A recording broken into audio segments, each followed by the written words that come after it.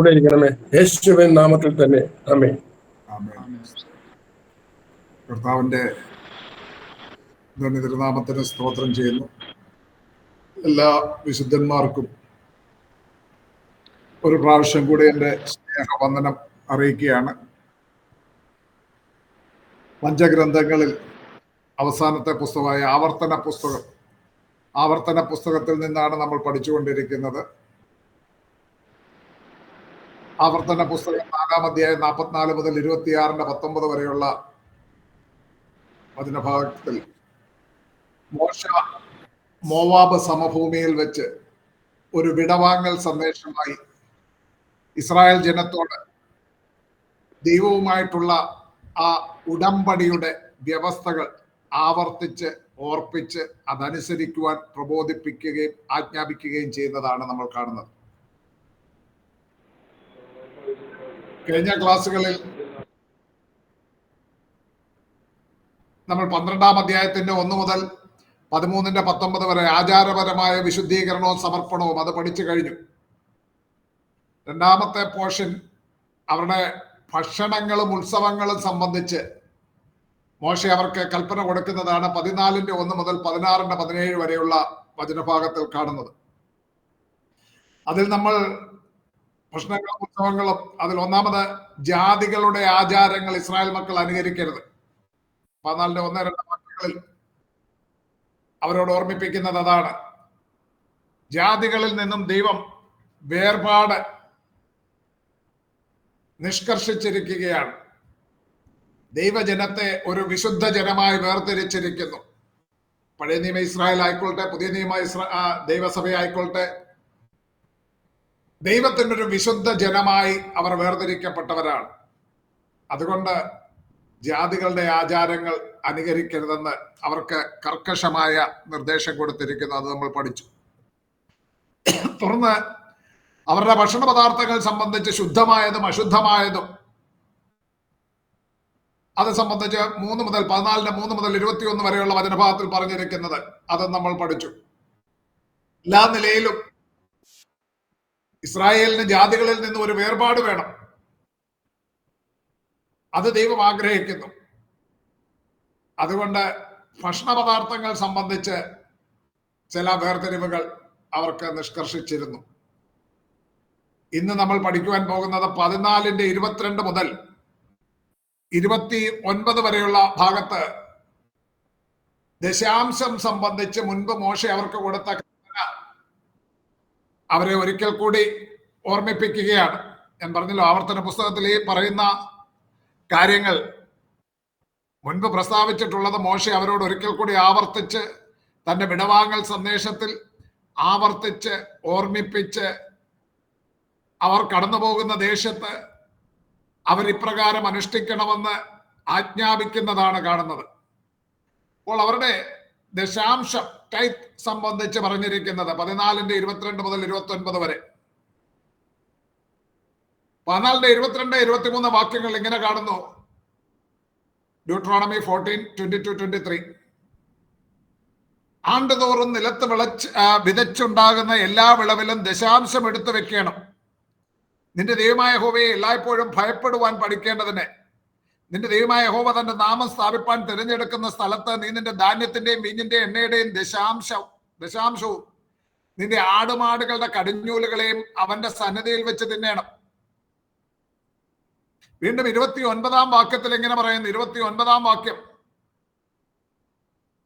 നീ ചെയ്യുന്ന സകല പ്രവൃത്തിയിലും നിന്റെ ദൈവമായ യഹോവ നിന്നെ അനുഗ്രഹിക്കേണ്ടതിന് നിന്നോടുകൂടെ ഓഹരിയും അവകാശവും ഇല്ലാത്ത ലേവ്യനും നിന്റെ പട്ടണങ്ങളിലുള്ള പരദേശിയും അനാഥനും വിധവയും വന്ന് തിന്ന് തൃപ്തരാകണം. ദൈവം മോശയോട് ഗോത്രങ്ങൾക്ക് അവകാശം പങ്കിടുവാൻ പറയുമ്പോൾ ലേവി ഗോത്രത്തിന് പ്രത്യേകം ഒരു അവകാശമായിട്ടൊരു പ്രദേശം കൊടുത്തിട്ടില്ല. അവരുടെ പട്ടണങ്ങളിൽ അവരുടെ മധ്യേ ലേവ്യര് പാർക്കുക. അങ്ങനെ ആയതുകൊണ്ടാണ് പറയുന്നത് നിന്നോട് കൂടെ, അതായത് രൂബേന്യർക്കോ ശിമേന്യർക്കോ ലേവ്യർക്കോ ഗാദ്യർക്കോ അങ്ങനെ തുടങ്ങി യഹൂദ ബെന്യാമീൻ വരെയുള്ള എല്ലാ എഫ്രൈം മനശ്ശെ വരെയുള്ള എല്ലാ ഗോത്രങ്ങൾക്കും അവകാശമുണ്ട്, ഓഹരിയുണ്ട്. എന്നാൽ അവകാശവും ഓഹരിയും ഇല്ലാത്ത ലേവ്യനും അതുപോലെ നിന്റെ പട്ടണങ്ങളിലുള്ള പരദേശിയും അനാഥനും വിധവയും വന്ന് തൃപ്തരാകണം. അവർക്ക് നീ കൊടുക്കണമെന്ന് കൽപ്പനയായിട്ട് പറഞ്ഞിരിക്കുക. ശ്രദ്ധിക്കുക, ഡ്യൂട്രോണമി ആവർത്തന പുസ്തകം 14 ആവർത്തന പുസ്തകം 14 ഡ്യൂട്രോണമി 14:22-29 22 മുതൽ 29 വരെയുള്ള വചനഭാഗവും സംഖ്യാപുസ്തകം നമ്പേഴ്സ് 18:21-32 നിങ്ങൾ ചേർത്ത് പഠിക്കണം. ഒന്നുകൂടെ ആവർത്തിക്കാം. ഡ്യൂട്രോണമി 14:22-29 ആവർത്തനം 14:22 മുതൽ 29 വരെ. നമ്പേഴ്സ് 18:21-32 സംഖ്യാപുസ്തകം 18:21 മുതൽ 32. ഇത് രണ്ടും ചേർത്ത് പഠിക്കുമ്പോൾ ചില കാര്യങ്ങൾ നമുക്ക് മനസ്സിലാക്കുവാൻ, ദശാംശം സംബന്ധിച്ച് പറയുന്ന കാര്യങ്ങളൊക്കെ നമുക്ക് മനസ്സിലാക്കുന്നത്. ഒന്നാമത് ആ പോയിന്റ്സ് നിങ്ങളൊന്ന് നോട്ട് ചെയ്തുകൊള്ളുക. അവിടെ ഒന്നാമത് പറയുന്നത്, ആണ്ടുതോറും നിലത്ത് വിതച്ചുണ്ടാകുന്ന എല്ലാ വിളവിലും ദശാംശം എടുത്തു വെക്കണം. ദൈവമായ യഹോവ തന്റെ നാമം സ്ഥാപിപ്പാൻ തിരഞ്ഞെടുക്കുന്ന സ്ഥലത്ത് അവരുടെ ധാന്യത്തിന്റെയും വീഞ്ഞിന്റെയും എണ്ണയുടെയും ദശാംശവും അവരുടെ ആടുമാടുകളുടെ കടിഞ്ഞൂലുകളെ യഹോവയുടെ സന്നിധിയിൽ കൊണ്ടു ചെല്ലണം.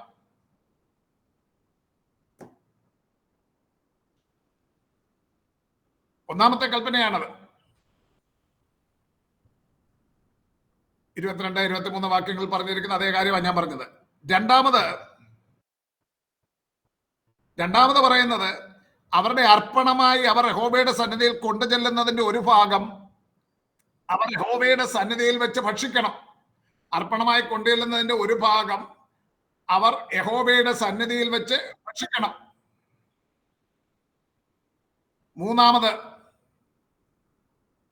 അവർ അർപ്പണമായി കൊണ്ടുചെല്ലുന്നതിന്റെ അവശേഷിക്കുന്ന ഭാഗം, അതാണ് മേജർ പോർഷൻ. അവശേഷിക്കുന്നതെന്ന് പറയുമ്പോൾ നമ്മൾ ചിന്തിക്കരുത് ഇവർ തിന്നതിന്റെ എല്ലാം തൃപ്തിയായി അല്പമായി അവശേഷിക്കുന്നത്, അങ്ങനെയല്ല. അവർക്ക് ഭക്ഷിക്കുവാൻ അല്പം എടുത്തു. മേജർ പോർഷൻ, അതിന്റെ സിംഹഭാഗം അവരുടെ അർപ്പണമായി അവർ കൊണ്ടുചെല്ലുന്നതിന്റെ മേജർ പോർഷൻ ലേവ്യർക്ക് അവകാശമായിരിക്കണം. 29 വാക്യത്തിൽ അതാണ് നമ്മൾ മുകളിൽ കാണുന്നത്. ലേവ്യർക്ക് അത് അവർക്ക് നൽകണമെന്ന് പറഞ്ഞിരിക്കുക. ലേവ്യർക്ക് നൽകണം. ഇനി നാലാമത് പറയുന്നത്, എല്ലാ 3 ആണ്ട് കൂടുമ്പോഴും എവരി തേർഡ് ഇയർ എല്ലാ 3-ാം വർഷവും 3-ാം സംവത്സരത്തിൽ അവർക്കുള്ള വിളവിന്റെ ദശാംശമൊക്കെ വേർതിരിച്ച് അവരുടെ പട്ടണങ്ങളിൽ സംഗ്രഹിക്കണം. അത് അവരുടെ ഇടയിൽ പാർക്കുന്ന ലേവ്യനും അവരുടെ പട്ടണങ്ങളിലുള്ള പരദേശിക്കും അനാഥനും വിധവയ്ക്കും നൽകണം. 14:29 അത് അത്രയും വിശദമായി പറഞ്ഞിട്ടില്ല. അതുകൊണ്ടാണ് ഞാൻ പറഞ്ഞത് സംഖ്യ 18:21 മുതൽ 32 കൂടെ ചേർത്ത് പഠിക്കണമെന്ന് പറഞ്ഞത്. സംഖ്യാപുസ്തകത്തിൽ അത് വിശദമായി പറയുന്നുണ്ട്. എല്ലാ 3 ആണ്ട് കൂടുമ്പോഴും ആ 3-ാം സംവത്സരത്തിലെ വിളവിന്റെ ദശാംശം വേർതിരിച്ച് അവരുടെ പട്ടണങ്ങളിൽ തന്നെ സംഗ്രഹിക്കണം. അവർ പാർക്കുന്ന പട്ടണങ്ങളിൽ അവരുടെ ഇടയിൽ പാർക്കുന്ന ലേവ്യർക്കും അവരുടെ പട്ടണങ്ങളിലുള്ള പരദേശിക്കും അനാഥനും വിധവയ്ക്കും നൽകണം. അത് സംബന്ധിച്ച് ആവർത്തന പുസ്തകം 26:12-13 ആവർത്തന പുസ്തകത്തിൽ 26:12-13 ഇപ്രകാരം പറയുന്നുണ്ട്. ദശാംശം എടുക്കുന്ന കാലമായ 3-ാം സംവത്സരത്തിൽ നിന്റെ അനുഭവത്തിലൊക്കെയും ദശാംശം എടുത്ത് ലേവ്യനും പരദേശിയും അനാഥനും വിധവയും നിന്റെ പട്ടണങ്ങളിൽ വെച്ച് തൃപ്തിയാവണ്ണം തിന്മാൻ കൊടുത്ത് തീർന്ന ശേഷം നിന്റെ ദൈവമായ യഹോവയുടെ സന്നിധിയിൽ നീ പറയേണ്ടത് എന്തെന്നാൽ, നീ എന്നോട് കൽപ്പിച്ചിരുന്ന കൽപ്പന പ്രകാരമൊക്കെയും ഞാൻ വിശുദ്ധമായ തന്റെ വീട്ടിൽ നിന്ന് കൊണ്ടുവന്നു ലേവ്യനും പരദേശിക്കും അനാഥനും വിധവയ്ക്കും കൊടുത്തിരിക്കുന്നു. ഞാൻ നിന്റെ കൽപ്പന ലംഘിക്കുകയോ മറന്നു കളയുകയോ ചെയ്തിട്ടില്ല. ഇങ്ങനെ അവൻ ചെയ്യുകയും യഹോവയുടെ സന്നിധിയിൽ വന്ന് അത് സാക്ഷ്യമായി പ്രസ്താവിക്കുകയും ചെയ്യണം. 3-ാം സംവത്സരത്തിൽ ദശാംശമെടുത്ത് ലേവ്യനും പരദേശിയും അനാഥനും വിധവയ്ക്കും തൃപ്തിയാവണ്ണം തിന്മാൻ കൊടുത്ത് തീർന്ന ശേഷം തൃപ്തിയാവണ്ണം അവർക്ക് തിന്മാൻ കൊടുക്കണം. ഇനി അഞ്ചാമതൊരു കാര്യം കൂടെ പറയുന്നുണ്ട്. അഞ്ചാമതൊരു കാര്യം സംഖ്യ 18:26. ലേവ്യർ ചെയ്യേണ്ടത് എന്തെന്നാൽ, നീ ലേവ്യരോട് പറയേണ്ടത് എന്തെന്നാൽ, ഇസ്രായേൽ മക്കളുടെ പക്കൽ നിന്ന് ഞാൻ നിങ്ങളുടെ അവകാശമായി നിങ്ങൾക്ക് തന്നിരിക്കുന്ന ദശാംശം അവരോട് വാങ്ങുമ്പോൾ ദശാംശത്തിന്റെ 10% നിങ്ങൾ യഹോവയ്ക്ക് ഉദർശാർപ്പണമായി അർപ്പിക്കണം. ഇവരുടെ ഇടയിൽ എല്ലാ പട്ടണങ്ങളിലും ലേവ്യർ പാർക്കുന്നുണ്ട്, ചേറി പാർക്കുന്നുണ്ട്. അപ്പോൾ അവരുടെ പട്ടണങ്ങളിലുള്ള ആ ലേവ്യർക്ക് ഇവർ നൽകുന്ന ദശാംശം അവർക്ക് ലഭിച്ചിരിക്കുന്നതിന്റെ ദശാംശം, ലേവ്യർക്ക് ലഭിച്ചിരിക്കുന്നതിന്റെ ദശാംശം, അതിന്റെ അവർക്ക് ലഭിച്ചിരിക്കുന്ന ദശാംശത്തിന്റെ 10% എന്ന് പറയുമ്പോൾ അവർക്ക് ദശാംശമായി നമ്മൾ അല്ലെങ്കിൽ ജനം കൊടുത്തിരിക്കുന്നത്, ഒരു ഉദാഹരണം പറഞ്ഞാൽ യഹൂദാ ഗോത്രത്തിൽപ്പെട്ടവർ എല്ലാവരും ചെന്ന് അവരുടെ പട്ടണങ്ങളിൽ പാർക്കുന്ന ലേവ്യർക്ക് ദശാംശം കൊടുത്തു. ആ ലേവ്യർ അതിന്റെ തങ്ങൾക്ക് ലഭിച്ച ആ ദശാംശത്തിന്റെ ദശാംശം 10% യഹോവയ്ക്ക് ഉദർശാർപ്പണമായി അർപ്പിക്കണം. അതെങ്ങനെ യഹോവയ്ക്ക് ഉദർശാർപ്പണമായി അർപ്പിക്കുന്നത്? യഹോവയ്ക്ക് ഉദർശാർപ്പണമായി അർപ്പിക്കുവാൻ സംഖ്യ 18:28 പറയുന്നു. സ്ക്രീനിൽ കാണാം.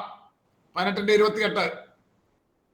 ഇങ്ങനെ ഇസ്രായേൽ മക്കളോട് നിങ്ങൾ വാങ്ങുന്ന സകല ദശാംശത്തിൽ നിന്ന് യഹോവയ്ക്ക് ഒരു ദർശാർപ്പണം അർപ്പിക്കണം. അത് യഹോവയ്ക്കുള്ള ദർശാർപ്പണം നിങ്ങൾ പുരോഹിതനായ അഹരോന് കൊടുക്കണം. അപ്പൊ ലേവ്യർ തങ്ങളുടെ ദശാംശം അഹരോന് കൊടുക്കണം. അഹരോന്റെ കാലശേഷം കാലാകാലങ്ങളിലുള്ള മഹാപുരോഹിതന്മാർക്ക് കൊടുക്കണം. അഹരോന് കൊടുക്കണമെന്ന് പറഞ്ഞാൽ അഹരോൻ മരിച്ചുപോയി, ഇനിയിപ്പം കൊടുക്കണ്ടല്ലോ അല്ലേ? അങ്ങനെയല്ല. അഹരോന് ശേഷം കാലാകാലങ്ങളിൽ വരുന്ന മഹാപുരോഹിതന്മാർക്കാണ് അതാത് സമയത്ത് ലേവ്യരുടെ ദശാംശം കൊടുക്കേണ്ടത്. അവർക്ക് ലഭിക്കുന്ന സകല ദാനങ്ങളിലും ഉത്തമമായ എല്ലാറ്റിന്റെയും വിശുദ്ധ ഭാഗം ലേവ്യർ യഹോവയ്ക്ക് ഉദർശാർപ്പണമായി അർപ്പിക്കണമെന്നാണ് സംഖ്യാപുസ്തകം 18 മുതൽ 30 വരെയുള്ള വാക്യങ്ങൾ പറയുന്നത്. ഉത്തമമായ എല്ലാറ്റിന്റെയും വിശുദ്ധ ഭാഗം, ദൈവത്തിനായി വേർതിരിക്കുന്ന ഭാഗം പുരോഹിതന്മാർക്ക് കൊടുക്കണമെന്ന് അവരോട് കൽപ്പന കൊടുത്തിരുന്നു.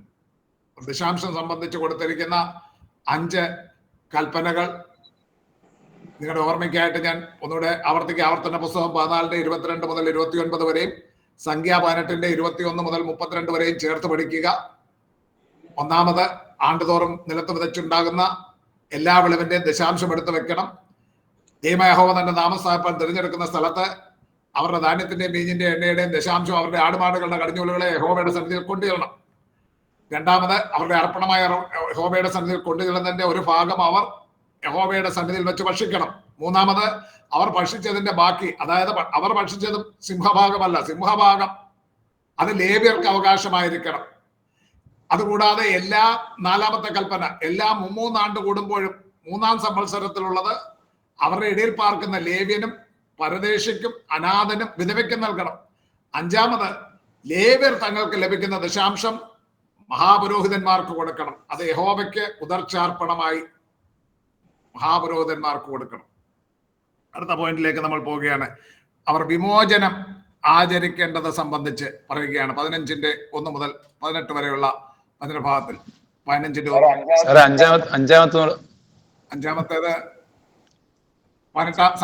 18:26 ഒന്ന് വായിച്ചാൽ മതി. സംഖ്യ 18:26. ലേവ്യർ തങ്ങൾക്ക് ലഭിക്കുന്നതിന്റെ ദശാംശത്തിന്റെ 10% യഹോവയ്ക്ക് ഉദർശാർപ്പണമായി അർപ്പിക്കണം. 26 കൂടാതെ 28 മുതൽ 30 വരെയുള്ള ഭാഗവും കൂടെ വായിച്ചു. അല്ലെ, 26 മുതൽ 30 വരെ അങ്ങ് വായിച്ചു. സംഖ്യ 18:26 മുതൽ 30 വരെ അങ്ങ് വായിച്ചു. 5-ാമത്തെ പോയിന്റ് കിട്ടും. വിമോചനം ആചരിക്കുക. അടുത്ത കൽപ്പനയാണ് വിമോചനം ആചരിക്കുവാൻ പറയുന്നത്. 15-ാം അധ്യായത്തിന്റെ 1-2 വാക്യങ്ങളിൽ 7 ആണ്ട് കൂടുമ്പോൾ ഒരു വിമോചനം ഉണ്ടോ? 7 ആണ്ട് കൂടുമ്പോൾ ഒരു വിമോചനം ആചരിക്കണം. വിമോചനത്തിന്റെ ക്രമം എന്തെന്നാൽ, കൂട്ടുകാരന് വായ്പ കൊടുത്തവനല്ലാതെ ഇളച്ചു കൊടുക്കണം. യഹോവയുടെ വിമോചനം പ്രസിദ്ധമാക്കിയത് കൊണ്ട് നീ കൂട്ടുകാരനെയോ സഹോദരനെയോ ബുദ്ധിമുട്ടിക്കരുത്. തങ്ങളുടെ വരുമാനത്തിന്റെ 10-1 ദൈവത്തിന് നൽകാൻ തന്നെ വളരെ വളരെ അധികം വിശ്വാസം ആവശ്യമാണെന്ന് കരുതുന്നവർ പലപ്പോഴും 10-1 കൊടുക്കാനൊക്കെ വലിയ ബുദ്ധിമുട്ടാണ് പലർക്കും.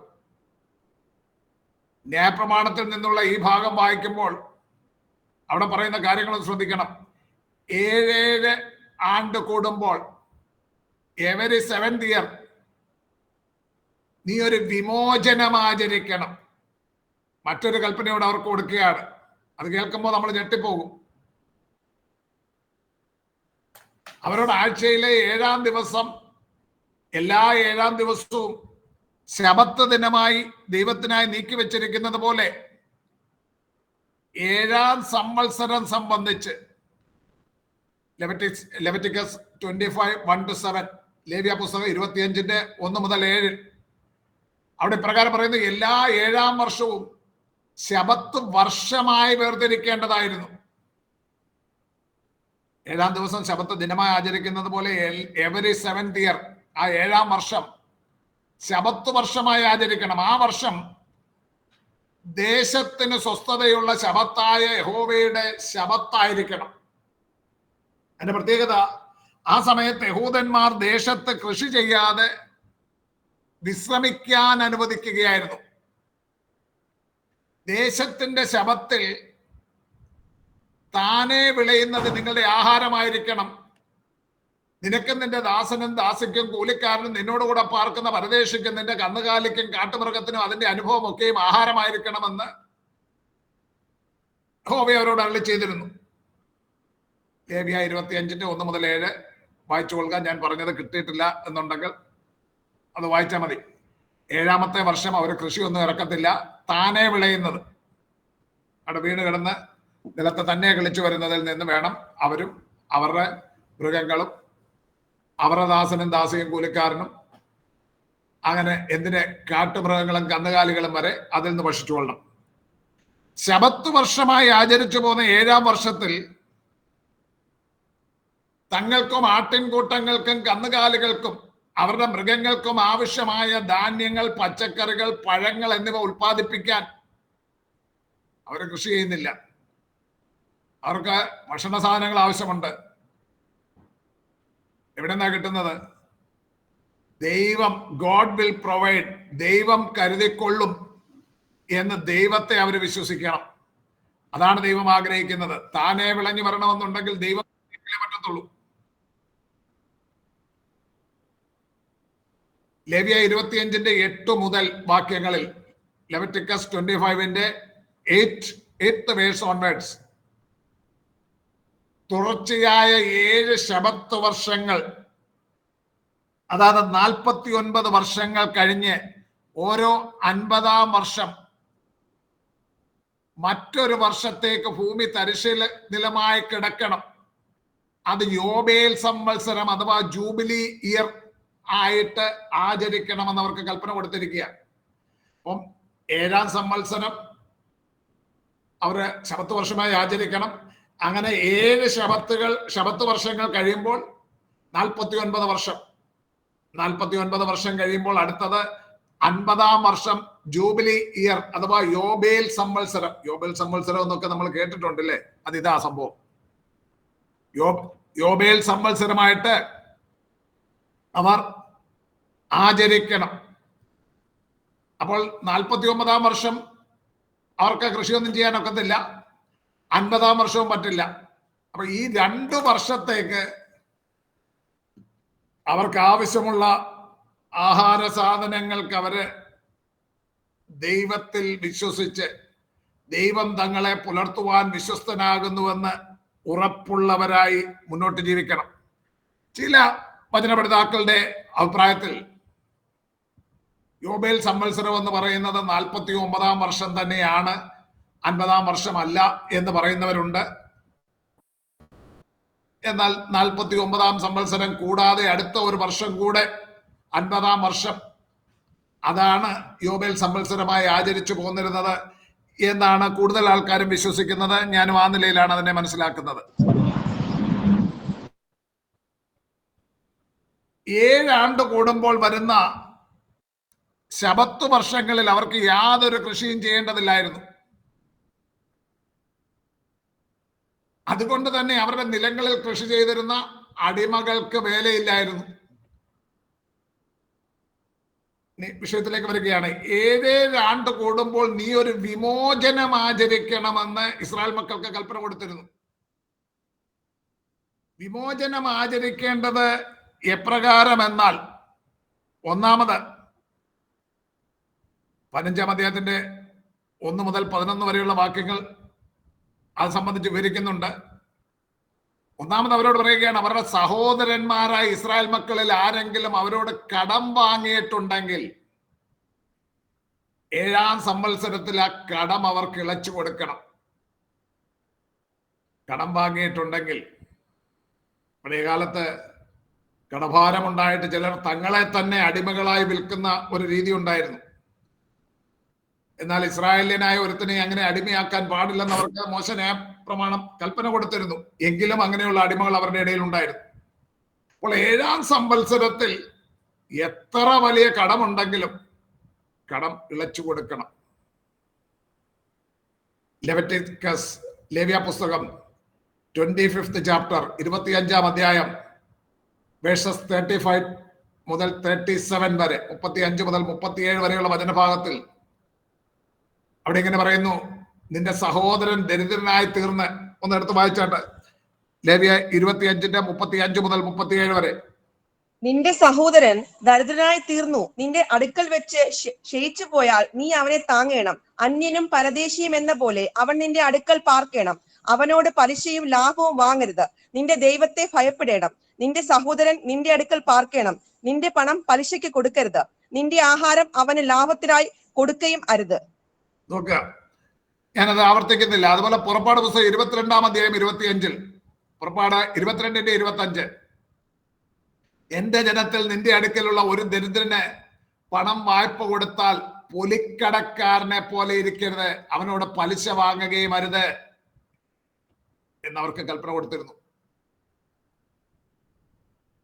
ഡ്യൂട്രോണമി ചാപ്റ്റർ 23 19th വേഴ്സ്, ആവർത്തന പുസ്തകം 23-ാം അധ്യായം 19-ാം വാക്യത്തിൽ അവിടെ പറയുന്നുണ്ട്, പണത്തിനോ ആഹാരത്തിനോ വായ്പ കൊടുക്കുന്ന യാതൊരു വസ്തുവിനോ സഹോദരനോട് പലിശ വാങ്ങരുതെന്ന് കൽപ്പിച്ചിരുന്നതായിട്ട് നമുക്ക് കാണുവാൻ സാധിക്കും. എന്നാൽ ഇസ്രായേൽ മക്കൾ അവർക്ക് നൽകപ്പെട്ടിരുന്ന മറ്റ് കൽപ്പനകൾ എന്ന പോലെ ഈ കൽപ്പനയും അനുസരിച്ചിരുന്നില്ല എന്ന് പിൽക്കാലത്തെ അവരുടെ ചരിത്രം നോക്കുമ്പോൾ നമുക്ക് കാണുവാൻ കഴിയും. ഞാൻ പറഞ്ഞല്ലോ, അവർ വിമോചനം ആചരിക്കണം, കടമിളച്ചു കൊടുക്കണം, കടം എഴുതിത്തള്ളണമെന്ന 7-ാം സംവത്സരത്തിൽ പലിശ വാങ്ങരുതെന്നാണ് അവർക്ക് കൽപ്പന. പക്ഷേ അവരങ്ങനെ കൃത്യമായത് അനുസരിച്ചില്ല എന്ന് പിൽക്കാലത്തെ അവരുടെ ചരിത്രം നോക്കുമ്പോൾ നമുക്ക് കാണുവാൻ സാധിക്കും. ചില വചനഭാഗങ്ങൾ ഞാൻ പറയാം, നിങ്ങൾ പിന്നീട് അത് വായിച്ചാൽ മതി, അതെല്ലാം വിവരിക്കാൻ സമയമില്ല. നെഹമ്യ 5-ന്റെ 10 മുതൽ 12 വരെ, നെഹമ്യ 5:10-12, എഹെസ്കേൽ 18-ന്റെ 8, 13, 17, എഹെസ്കേൽ 18-ന്റെ 8, 13, 17 വാക്യങ്ങൾ. ആ ഭാഗങ്ങൾ വായിക്കുമ്പോൾ അവിടെ അവർ ഈ കൽപ്പനകൾ അനുസരിച്ചിരുന്നില്ല. അവര്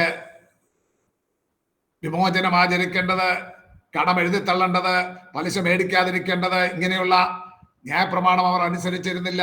ദൈവത്തിന്റെ ന്യായപ്രമാണം ഇസ്രായേൽ മക്കൾ അനുസരിച്ചിരുന്നുവെങ്കിൽ അവരുടെ ഇടയിൽ ഒരു ദരിദ്രം പോലും ഉണ്ടാകില്ലായിരുന്നു.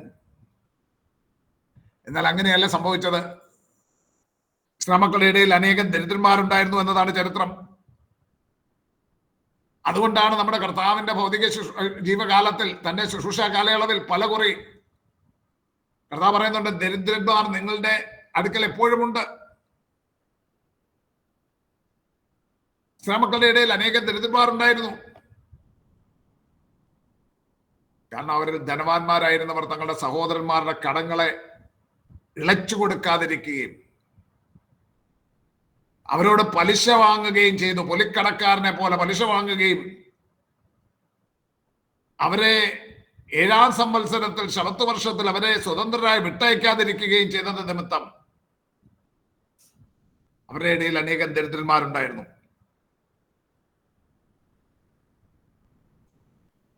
അവർ ശബത്ത് വർഷമോ യോവേൽ സംവത്സരമോ ആചരിക്കുന്നതിൽ വീഴ്ച വരുത്തി. പിൽക്കാലത്ത് അവർ പ്രവാസത്തിലേക്ക് പോകുന്നതിന് ഒരു നിമിത്തമായി ലേവ്യപുസ്തകം 26-ാം അധ്യായത്തിന്റെ 32-43 വാക്യങ്ങളിലും 2 ദിനവൃത്താന്തം 36-ാം അധ്യായം 14 മുതൽ 21 വരെയുള്ള വാക്യങ്ങളിലും അത് രേഖപ്പെടുത്തിയിട്ടുണ്ട്. അവർ വിമോചനം ആചരിക്കുകയോ ശബത്ത് വർഷമോ യോവേൽ സംവത്സരമോ ആചരിക്കുകയോ ചെയ്യാതെ ഇരുന്നത് നിമിത്തം അവർക്ക് പ്രവാസത്തിലേക്ക് പോകുവാൻ ഇടയാകുമെന്നുള്ള മുന്നറിയിപ്പ് ലേവ്യ പുസ്തകത്തിൽ പറയുന്നത്. ലേവ്യ 26-ന്റെ 32 മുതൽ 43 വരെയും 2 ദിനവൃത്താന്തം 36-ന്റെ 14 മുതൽ 21 വരെയുള്ള വാക്യങ്ങളിലും അത് നമുക്ക് കാണുവാൻ സാധിക്കും. ലേവ്യ 26-ന്റെ 32 മുതൽ 34 വരെ ഞാൻ വായിക്കാം. ലേവ്യ 26-ന്റെ ലെവിറ്റിക്കസ് 26:32-34. ഞാൻ ദേശത്തെ ശൂന്യമാക്കും, അതിൽ വസിക്കുന്ന നിങ്ങളുടെ ശത്രുക്കൾ അതെങ്കിൽ ആശ്ചര്യപ്പെടും. ഞാൻ നിങ്ങളെ ജാതികളുടെ ഇടയിൽ ചിതറിച്ച് നിങ്ങളുടെ പിന്നാലെ വാൾ ഊരും. നിങ്ങളുടെ ദേശം ശൂന്യമായും നിങ്ങളുടെ പട്ടണങ്ങൾ പാഴ്നിലമായും കിടക്കും. അങ്ങനെ ദേശം ശൂന്യമായി കിടക്കുകയും നിങ്ങൾ ശത്രുക്കളുടെ ദേശത്ത് ഇരിക്കുകയും ചെയ്യുന്ന നാളൊക്കെയും അത് തന്റെ ശബത്തുകൾ അനുഭവിക്കും. അപ്പോൾ ദേശം സ്വസ്ഥമായി കിടന്ന് തന്റെ ശബത്തുകൾ അനുഭവിക്കും. നോക്കുക, ദേശം സ്വസ്ഥമായി കിടക്കണം, ശബത്ത് അനുഭവിക്കണം എന്ന് പറഞ്ഞ സമയത്ത് അവർ അത് അനുഷ്ഠിക്കാതിരുന്ന നിമിത്തം, അവർ യഹോവയുടെ വാക്ക് കേൾക്കാതെയും തന്റെ കൽപ്പനകളൊക്കെയും പ്രമാണിക്കാതെയും യഹോവയുടെ ചട്ടങ്ങൾ ധിക്കരിച്ച് അവരുടെ ഉള്ളം യഹോവയുടെ വിധികളെ വെറുത്ത് അവന്റെ കൽപ്പനകളൊക്കെയും പ്രമാണിക്കാതെ അവന്റെ നിയമം ലംഘിച്ചാൽ, ഉടമ്പടി ലംഘിച്ചാൽ യഹോവ അവരുടെ ദേശത്തെ ശൂന്യമാക്കും. അവരെ ജാതികളുടെ ഇടയിൽ ചിതറിക്കുകയും ചെയ്യുമ്പോൾ ആ ദേശം ശൂന്യമായി, പട്ടണങ്ങൾ പാഴ്നിലമായി കിടക്കും. അങ്ങനെ ദേശം ശബത്ത് അനുഭവിക്കും, തന്റെ ശബത്ത് അനുഭവിക്കും എന്നവരോട് മുന്നറിയിച്ചിരുന്നു. 7 ആണ്ട് കൂടുമ്പോൾ നീ ഒരു വിമോചനം ആചരിക്കണമെന്ന് ഇസ്രായേൽ മക്കൾക്ക് കൽപ്പന കൊടുത്തിരുന്നു. വിമോചനം ആചരിക്കേണ്ടത് എപ്രകാരം? ഒന്നാമത്, അവരുടെ സഹോദരന്മാരായ ഇസ്രായേൽ മക്കളിൽ ആരെങ്കിലും അവരോട് കടം വാങ്ങിയിട്ടുണ്ടെങ്കിൽ 7-ാം സംവത്സരത്തിൽ ആ കടം അവർ അടച്ചു കൊടുക്കണം. 15-ാം അധ്യായത്തിന് 1 മുതൽ 11 വരെയുള്ള വാക്യങ്ങൾ പറഞ്ഞിരിക്കുന്നു. അതാണ് നമ്മൾ പഠിച്ചു വരുന്നത്. നീ 7 ആണ്ട് കൂടുമ്പോൾ ഒരു വിമോചനം ആചരിക്കണമെന്ന് പറയുന്നതിൽ രണ്ടാമത്തെ കാര്യം അവരോട് കൽപ്പന കൊടുത്തിരുന്നത്, അവരുടെ സഹോദരന്മാരായ ഒരു എബ്രായ പുരുഷനോ എബ്രായ സ്ത്രീയോ കടം വാങ്ങിയിട്ട് വീട്ടുവാൻ വകയില്ലാത്തത് നിമിത്തം തന്നെത്താൻ വിറ്റിട്ട്, ഞാൻ പറഞ്ഞല്ലോ, കടം വാങ്ങിയിട്ട് വീട്ടുവാൻ വകയില്ലെങ്കിൽ തന്നെത്താൻ അടിമയായി വിൽക്കുകയാണ്. അങ്ങനെ തന്നെത്താൻ വിട്ടിട്ട് 6 സംവത്സരം അവരെ സേവിച്ചാൽ 7-ാം സംവത്സരം അവനെ സ്വതന്ത്രനായി വിട്ടയക്കണം. ആവർത്തനം 15-ന്റെ 12 മുതൽ 18 വരെയുള്ള വാക്യങ്ങൾ അത് പറയുന്നുണ്ട്. ആവർത്തനം ഡ്യൂട്രോണമി 15:12-18, 12 മുതൽ 18 വരെ. ഇനി അതിന്റെ ലേവ്യ പുസ്തകം 25-ാം അധ്യായത്തിൽ പറയുന്നത് ഇതേ കാര്യം അവിടെ പറയുന്നുണ്ട്. ലേവ്യ 25-ൽ അതിന്റെ 39 മുതൽ 43 വരെയുള്ള വാക്യങ്ങൾ. ലേവ്യ 25-ന്റെ 39 മുതൽ 43 വരെ. നിന്റെ സഹോദരൻ ദരിദ്രനായി തീർന്നു, തന്നെത്താൻ നിനക്ക് വിറ്റാൽ അവനെ കൊണ്ട് അടിമവേല ചെയ്യിക്കരുത്. കൂലിക്കാരൻ എന്ന പോലെയും വന്നു പാർക്കുന്നവൻ എന്ന പോലെയും അവൻ നിന്റെ അടുക്കലിരുന്ന് യോവേൽ സംവത്സരം വരെ നിന്നെ സേവിക്കണം. പിന്നെ അവൻ തന്റെ മക്കളുമായി നിന്നെ വിട്ട് തന്റെ കുടുംബത്തിലേക്ക് മടങ്ങിപ്പോകണം. തന്റെ പിതാക്കന്മാരുടെ അവകാശത്തിലേക്ക് അവൻ മടങ്ങിപ്പോകണം. അവർ മിസ്രയീം ദേശത്തു നിന്ന് ഞാൻ കൊണ്ടുവന്ന എന്റെ ദാസന്മാർ ആകൊണ്ട് അവരെ അടിമകളായി വിൽക്കരുത്. അവനോട് കാഠിന്യം പ്രവർത്തിക്കരുത്. നിന്റെ ദൈവത്തെ ഭയപ്പെടണം. ഒക്കെ ശക്തമായ കൽപ്പന ലേവ്യ പുസ്തകത്തിൽ കൊടുത്തിരിക്കുകയാണ്. നിന്റെ സഹോദരൻ നിന്നോട് കടക്കാരനായി തന്നെത്താൻ വിറ്റാൽ അവനെ നീ അടിമയാക്കരുത്. ഒരു കൂലിക്കാരൻ എന്ന പോലെ പണി ചെയ്യിക്കാം. കൂലിക്കാരനും അടിമയും തമ്മിൽ വ്യത്യാസമുണ്ട്, അത് ഞാൻ പിന്നീട് വിവരിക്കാം. അവനെ കൂലിക്കാരനായി പണി ചെയ്യിക്കാം, അടിമയായി പണി ചെയ്യിക്കരുത്. യോബേൽ സംവത്സരം മാത്രമേ അവനെ കൊണ്ട് വേല ചെയ്യിക്കാവൂ. അത് കഴിഞ്ഞാൽ അവന്റെ അവകാശത്തിലേക്ക്, അവന്റെ കുടുംബത്തിലേക്ക് മടങ്ങിപ്പോകുവാൻ അവനെ വിട്ടയക്കണം. അടിമയും കൂലിക്കാരനും വ്യത്യാസമുണ്ട്. കൂലിക്കാരൻ സ്വതന്ത്രനാണ്. കൂലിക്കാരൻ തന്റെ വേലയ്ക്ക് കൂലി അർഹിക്കുന്നു. എന്നാൽ അടിമ അങ്ങനെയല്ല.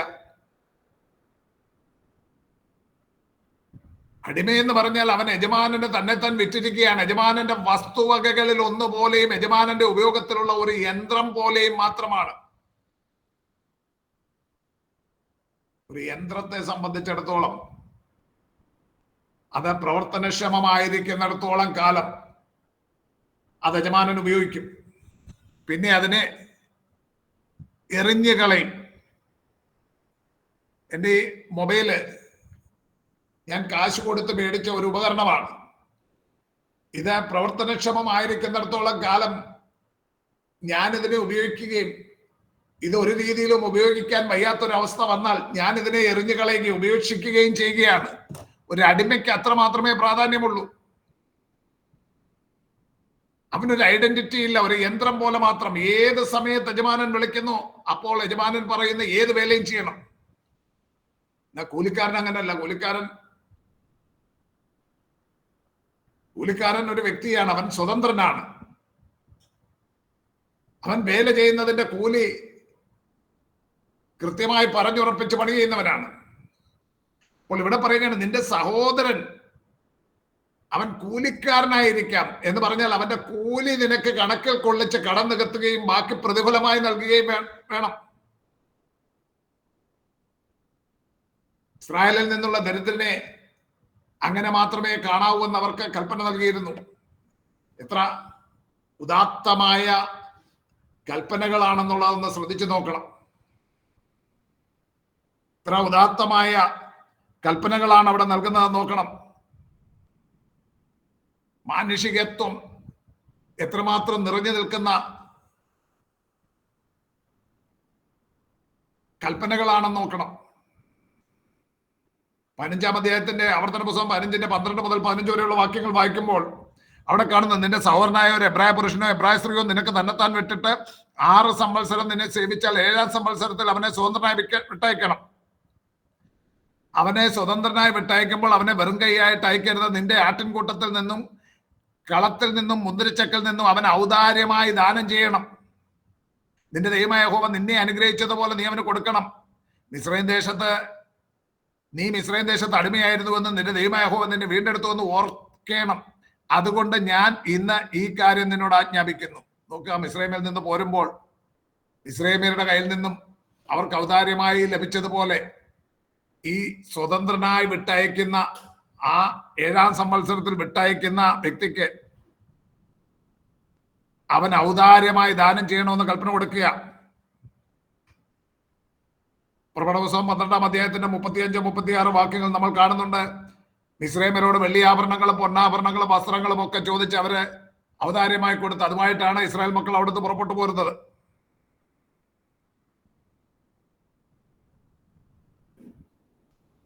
ഇനി 15-ാം അധ്യായത്തിന്റെ 16-17 വാക്യങ്ങളൊന്ന് വായിച്ച്, 15-ാം അധ്യായത്തിന്റെ ആവർത്തനം 15-ന്റെ 16-17 വാക്യങ്ങളൊന്ന് വായിച്ച്.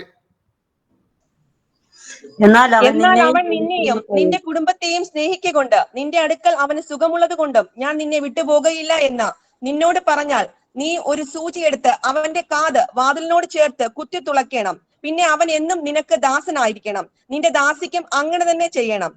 അവൻ ഒരു കൂലിക്കാരന്റെ ഇരട്ടി കൂലിക്ക്. പുറപ്പാട് ദിവസം 21-ാം അധ്യായത്തിൽ ഈ കാര്യം വിശദമായി പറയുന്നുണ്ട്. പുറപ്പാട് ദിവസം 21-ാം അധ്യായത്തിൽ ഏതാണ്ട് പറയുന്നുണ്ട്. ഇവിടെ വിഷയം 7-ാം സംവത്സരം ദാസനെ സ്വതന്ത്രനായി വിടണമെന്നാണ് കൽപ്പന. അപ്പം ദാസനെ സ്വതന്ത്രനായി വിടുക. അപ്പം ദാസൻ പോകാൻ മനസ്സില്ല.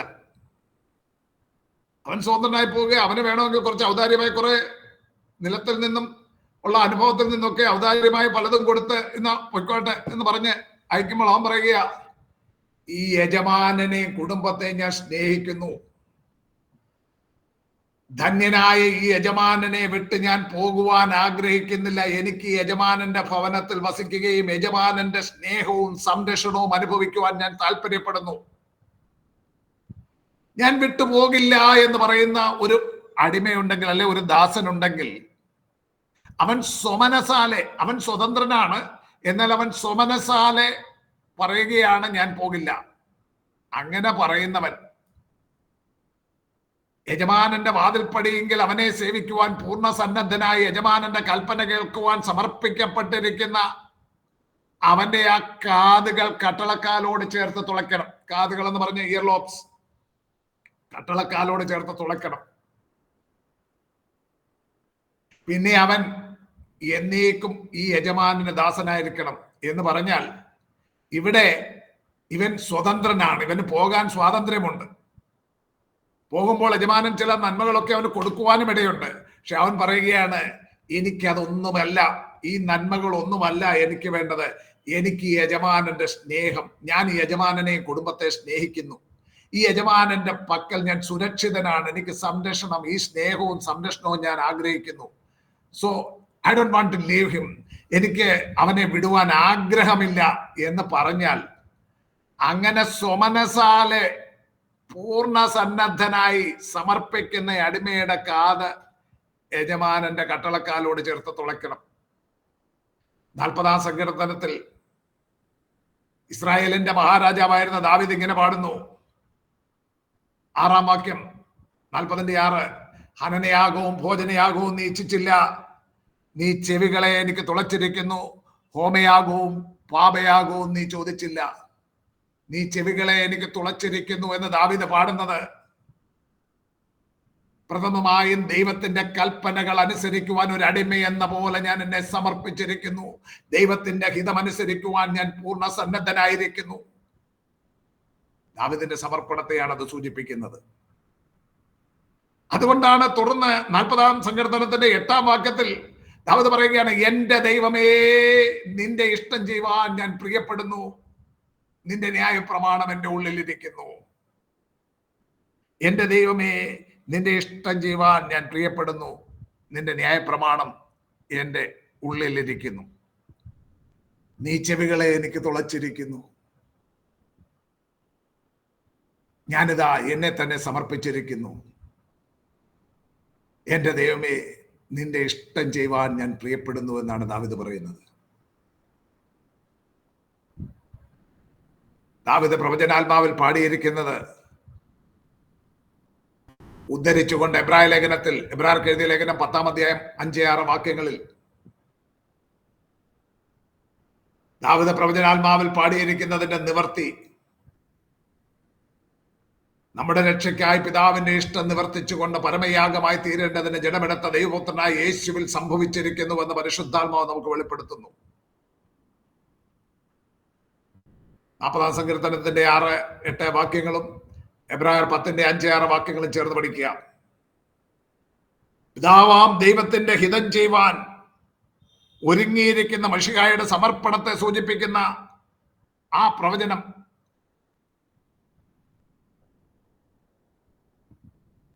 യെശയ്യാപ്രവാചകന്റെ പുസ്തകം 50-ാം അധ്യായത്തിലും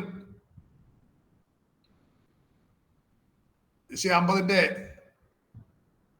5-6 വാക്യങ്ങളൊന്ന് വായിച്ചട്ടെ. 5-6 വാക്യങ്ങൾ.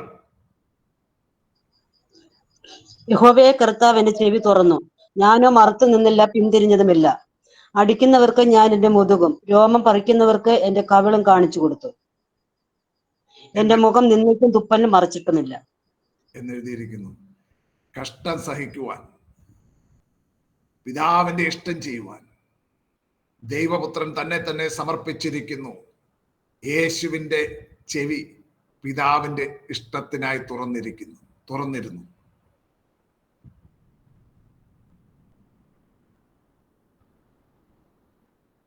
നമുക്കവിടെ ആ ഭാഗത്ത് നിന്ന് എനിക്ക് ഒത്തിരി സംസാരിക്കാനുണ്ട്. എന്ന് ഞാൻ മുന്നോട്ട് പോകേണ്ടത് ആവശ്യമാണ്. നമുക്ക് ഇങ്ങനെ നിൽക്കാൻ സമയമില്ലല്ലോ. അടുത്ത വിഷയത്തിലേക്ക് പോകാം. വിമോചനം ആചരിക്കുന്ന സംബന്ധിച്ച് കൊടുത്തിരിക്കുന്ന കൽപ്പനകൾ. അടുത്തത്, യഹോവയ്ക്ക് ഉത്സവം ആചരിക്കണം. 16-ാം അധ്യായത്തിന്റെ 1 മുതൽ 17 വരെ. 16:1 ആബീബ് മാസം ആചരിച്ച് നിന്റെ ദൈവമായ യഹോവയ്ക്ക് പെസഹ കൊണ്ടാടണം. ആബീബ് മാസത്തിലല്ലോ നിന്റെ ദൈവമായ യഹോവ രാത്രിയിൽ നിന്നെ മിസ്രയീമിൽ നിന്ന് പുറപ്പെടുവിച്ചത്. യഹോവ തന്റെ നാമം സ്ഥാപിപ്പാൻ തിരഞ്ഞെടുക്കുന്ന സ്ഥലത്ത് നിന്റെ ദൈവമായ യഹോവയ്ക്ക് പെസഹ യാഗമായി ആടുകളെയും മാടുകളെയും അറുക്കണം.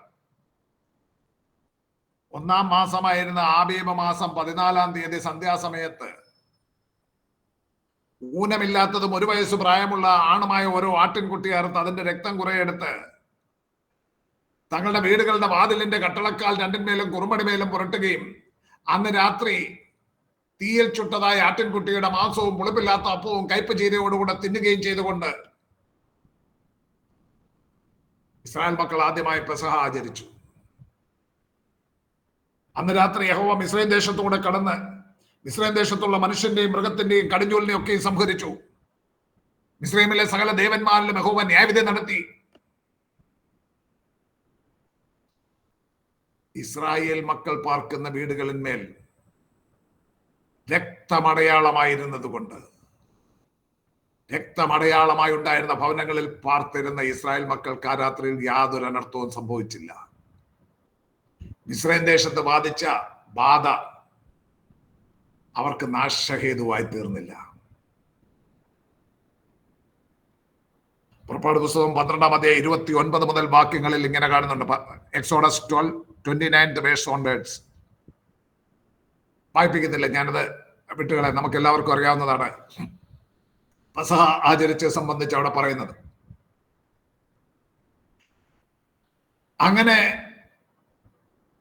ആ ആട്ടിൻകുട്ടിയെ അറുത്ത് അതിന്റെ രക്തം കട്ടളക്കാൽ രണ്ടിന്മേലും കുറുമ്പടിമേലും പുരട്ടി ഊനമില്ലാത്തതും ഒരു വയസ്സുള്ളതുമായ ആണുമായ ഒരു ആട്ടിൻകുട്ടിയെ അറുത്ത് അതിന്റെ രക്തം കുറെ എടുത്ത് വീടുകളുടെ വാതിലിന്റെ കട്ടളക്കാൽ രണ്ടിന്മേലും കുറുമ്പടിമേലും പുരട്ടി ആ ഭവനത്തിനകത്ത് വസിച്ചിരുന്നവരെ വിട്ട് സംഹാരദൂതൻ കടന്നുപോയി. മറ്റുള്ളവർക്കെല്ലാം മിസ്രൈമ്യരുടെ മനുഷ്യരുടെയും മൃഗങ്ങളുടെയും എല്ലാം ആദ്യജാതന്മാർ കടിഞ്ഞൂലുകൾ സംഹരിക്കപ്പെട്ടു. അങ്ങനെ പെസഹ ആചരിച്ചുകൊണ്ട് മിസ്രൈമ്യർക്ക് നടുക്കമുണ്ടാക്കിക്കൊണ്ട് മിസ്രൈമിലെങ്ങ് നിലവിളി ഉയർത്തിക്കൊണ്ട് അവർ ഭയപ്പെട്ട് ഇസ്രായേൽ ജനത്തെ വിട്ടയച്ചു. ആ വീണ്ടെടുപ്പിന്റെ പെസഹ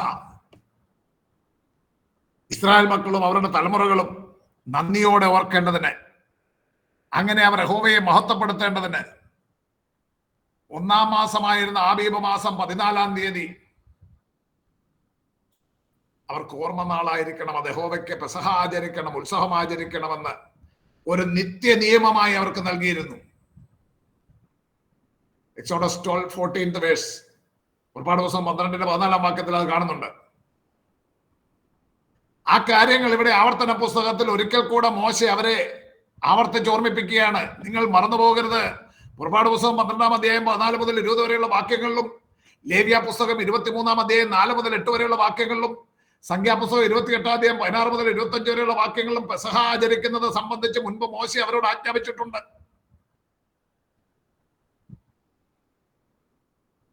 ആവർത്തന പുസ്തകത്തിൽ 16-ാം അധ്യായം 1 മുതൽ 8 വരെയുള്ള വാക്യങ്ങൾ ഒരു പ്രാവശ്യം കൂടെ മോശെ അവരോട് പെസഹ ആചരിക്കുവാൻ കൽപ്പിക്കുകയാണ്. അപ്പം മുൻപ് 3 പുസ്തകങ്ങളിൽ 3 തവണ ആവർത്തിച്ച് പറഞ്ഞ കാര്യം 4-ാമത് ഈ പുസ്തകത്തിൽ ആവർത്തിച്ച് ഒരിക്കൽ കൂടെ പറയുകയാണ്. പുറപ്പാട് പുസ്തകം 12-ന്റെ 14 മുതൽ 20, ലേവ്യ 23-ന്റെ 4 മുതൽ 8, സംഖ്യ 28-ന്റെ 16 മുതൽ 25, ആവർത്തനം 16-ന്റെ 1 മുതൽ 8. ആവർത്തനം 16-ാം അധ്യായം 9 മുതൽ 12 വരെയുള്ള വാക്യങ്ങളിൽ അവർ വാരോത്സവം ആചരിക്കുന്നത് സംബന്ധിച്ചും, 16-ാം അധ്യായത്തിന്റെ 13 മുതൽ 17 വരെയുള്ള വാക്യങ്ങളിൽ കൂടാര പെരുന്നാൾ ആചരിക്കുന്നത് സംബന്ധിച്ചും മോശെ അവരെ ഓർമ്മിപ്പിക്കുകയാണ്. ഇനി നമുക്ക് അടുത്ത പോയിന്റിലേക്ക് പോകണം. ഭക്ഷണങ്ങളും ഉത്സവങ്ങളും എന്നുള്ളത് കഴിഞ്ഞു.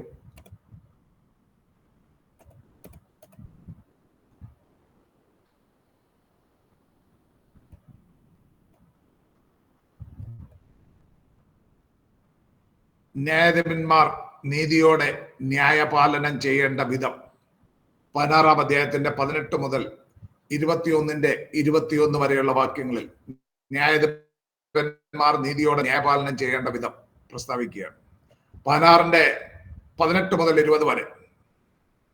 നിന്റെ ദൈവമായ യഹോവ നിനക്ക് തരുന്ന എല്ലാ പട്ടണങ്ങളിലും ഗോത്രം തോറും ന്യായാധിപന്മാരെയും പ്രമാണികളെയും നിയമിക്കണം. അവർ ജനത്തിന് നീതിയോടെ ന്യായപാലനം ചെയ്യണം. ന്യായം മറിച്ച് കളയരുത്, മുഖം നോക്കരുത്, സമ്മാനം വാങ്ങരുത്. സമ്മാനം ജാതികളുടെ കണ്ണ് കുരുടാക്കുകയും ജ്ഞാനികളുടെ കണ്ണ് കുരുടാക്കുകയും നീതിമാന്മാരുടെ കാര്യം മറിച്ച് കളയുകയും ചെയ്യുന്നു.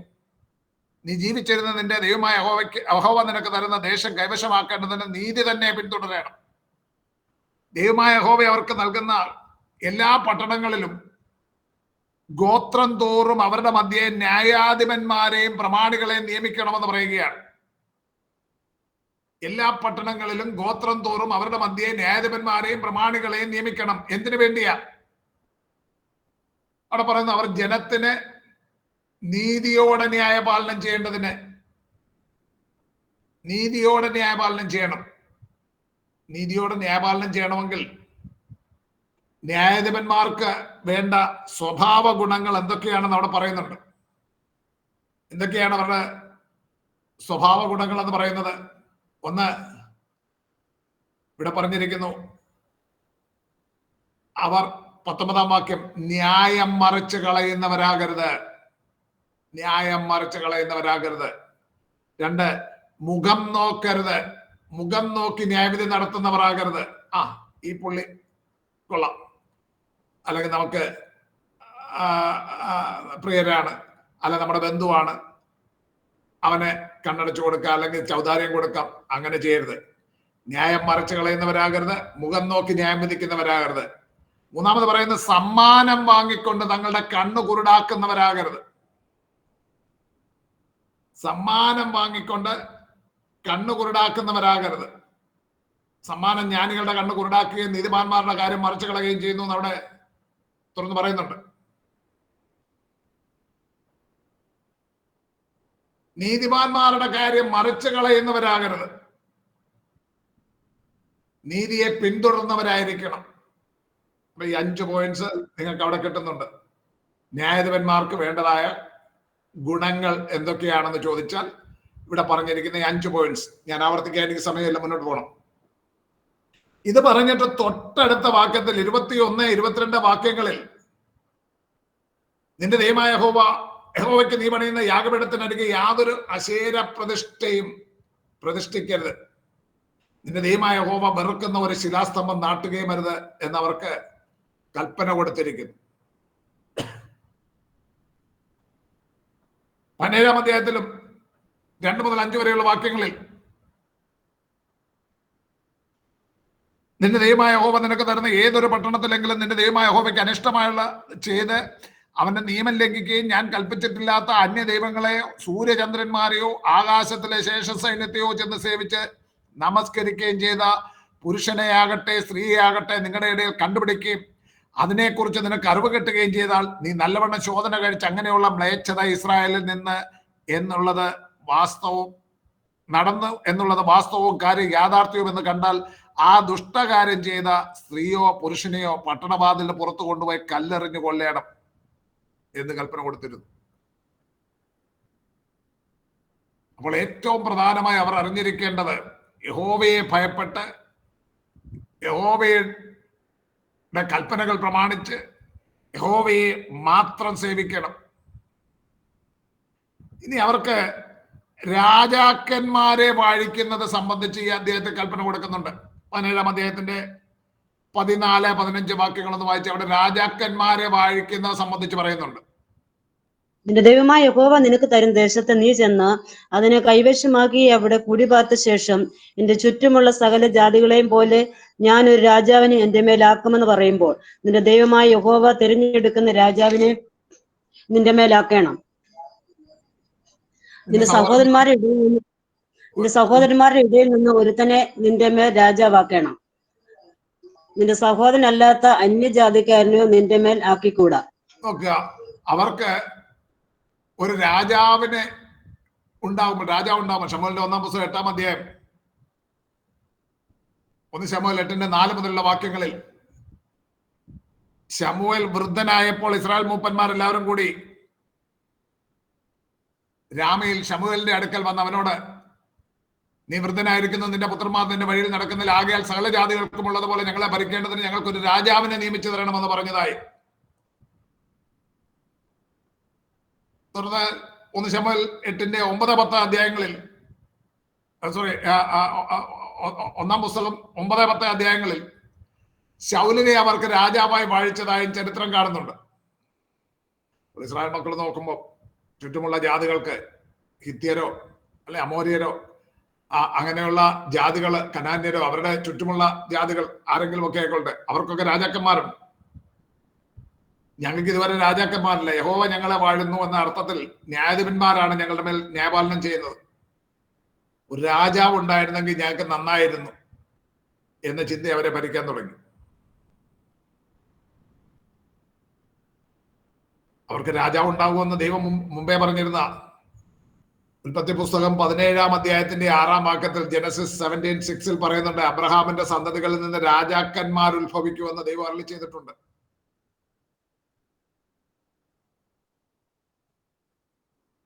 അപ്പോൾ അങ്ങനെ രാജാക്കന്മാരുണ്ടാകും.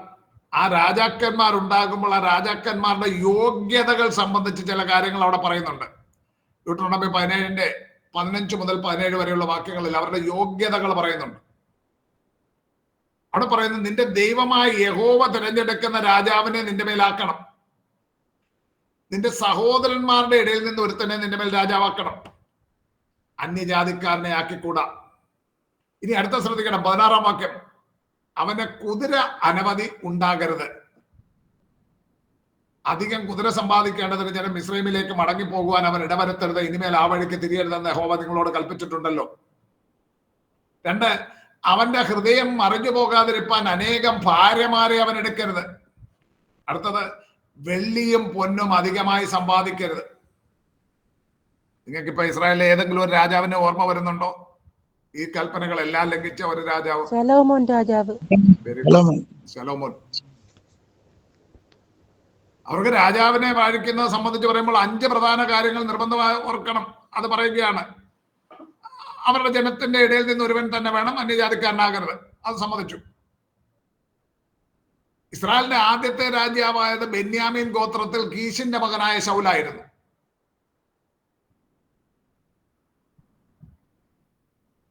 ഓർക്കുക, യാക്കോബ് തന്റെ മക്കളെ അനുഗ്രഹിക്കുമ്പോൾ രാജത്വം സംബന്ധിച്ച് പറയുന്നത് യഹൂദയെ തൊട്ടുകൊണ്ട്, യഹൂദയ്ക്ക് നേരെ വിരൽ ചൂണ്ടിക്കൊണ്ടാണ്. ഉൽപ്പത്തി പുസ്തകത്തിൽ നമ്മൾ കാണുന്നുണ്ടല്ലോ, ഉൽപ്പത്തി പുസ്തകത്തിൽ യഹൂദയെ സംബന്ധിച്ച് പറയുമ്പോൾ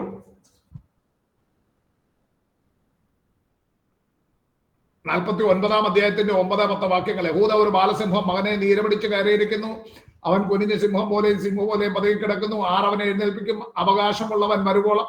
ചെങ്കോൽ യഹൂദയിൽ നിന്നും, രാജദണ്ണ് അവന്റെ കാലുകളുടെ ഇടയിൽ നിന്ന് നീങ്ങിപ്പോകയില്ല, ജാതികളുടെ അനുസരണം അവനോടാകും. അങ്ങനെ പറഞ്ഞ് യഹൂദയെയാണ് രാജ്യത്വം സംബന്ധിച്ച് അനുഗ്രഹിച്ചിരിക്കുന്നത്. ഇതൊക്കെ യാക്കോബ സ്വന്തം ഇഷ്ടപ്രകാരം ചെയ്യുന്നതല്ല, ദൈവം അങ്ങനെ ചെയ്യിക്കുന്നതാണല്ലോ, ദൈവാത്മാവിൽ ചെയ്യുന്നതാണ്.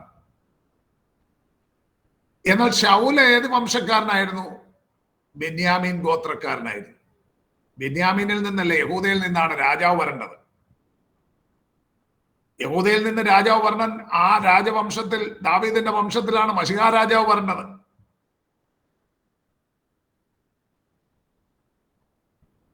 എന്നാൽ ബെന്യാമീനായ ശൗലിനെ ദൈവം എന്തിനാദ്യം രാജാവാക്കി?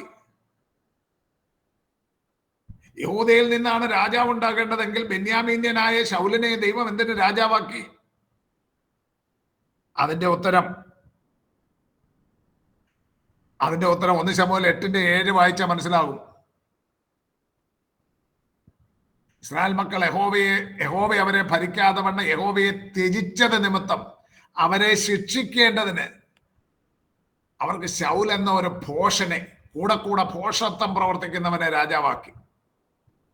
ദൈവം നിർണയിച്ചിരുന്ന സമയത്തിന് മുമ്പേ അവർക്ക് രാജാവ് വേണമെന്നും പറഞ്ഞ് അവരെ നിലവിളിക്കാൻ തുടങ്ങി. അപ്പൊ ഈ ചില കാര്യങ്ങളിലൊക്കെ ദൈവം അങ്ങനെ നമ്മളങ്ങ് നിർബന്ധം പിടിച്ചു കഴിഞ്ഞാൽ ചിലപ്പോൾ നമ്മുടെ നിർബന്ധമൊക്കെ അനുവദിച്ചു തരും. പക്ഷെ അത് നമ്മുടെ നന്മയ്ക്കല്ല, തിന്മയ്ക്കായി തന്നെ ഭവിക്കുവാൻ ഇടയുണ്ട്.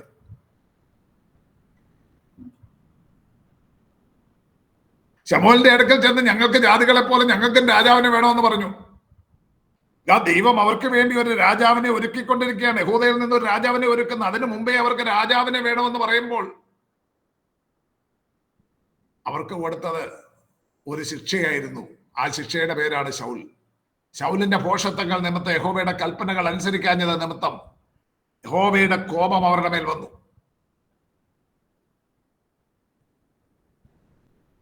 ശൗൽ ഭരിച്ച ഇസ്രായേൽ ജനത്തിന്മേൽ യഹോവയുടെ കോപം വന്നു. അവരുടെ ശത്രുക്കൾ അവരെ ആക്രമിക്കുവാനിടയായി.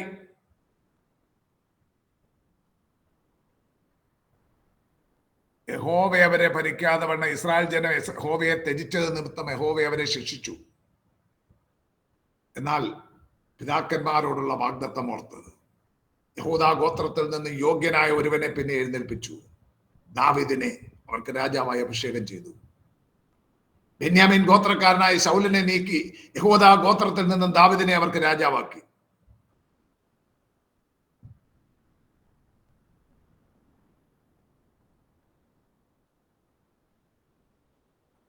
നോക്കുക, അവർക്ക് രാജാക്കന്മാരെ വാഴിക്കുന്നത് സംബന്ധിച്ച് പ്രത്യേകം രാജാക്കന്മാരുടെ യോഗ്യത സംബന്ധിച്ച് ആവർത്തന പുസ്തകത്തിൽ പറയുന്നു, യഹോവ തിരഞ്ഞെടുക്കുന്ന ഒരുവനെ വേണം രാജാവാക്കേണ്ടത് എന്ന് മാത്രമല്ല, അന്യജാതിക്കാരൻ അവർക്ക് രാജാവാകാൻ പാടില്ല. ഇസ്രായേൽ മക്കളുടെ ഇടയിൽ നിന്ന് ഒരുത്തനെ വേണം രാജാവാക്കേണ്ടത്.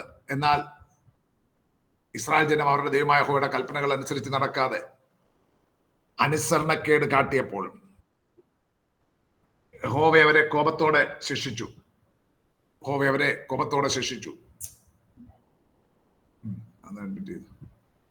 അവർ ജാതികളുടെ കൈകളിൽ ഏൽപ്പിക്കപ്പെട്ടു. അന്യജാതിക്കാർ അവരെ അടിമകളാക്കി. അവരറിയാത്ത അന്യഭാഷ സംസാരിക്കുന്ന ജാതികൾ അവരുടെ മേൽ ഭരണം നടത്തേണ്ടതിന് ദൈവം അവരെ ജാതികളുടെ കയ്യിൽ ഏൽപ്പിച്ചു കൊടുത്തു. അവരുടെ ദൈവമായ യഹോവയുടെ പരിപാലനം അനുഭവിച്ചിരുന്നത്, നന്മ അനുഭവിച്ചിരുന്നവർ ജാതികളുടെ ഭരണത്തിന് കീഴിൽ ചവിട്ടി അരയ്ക്കപ്പെടുന്നത് പോലെയുള്ള യാതനകൾ അനുഭവിച്ചു.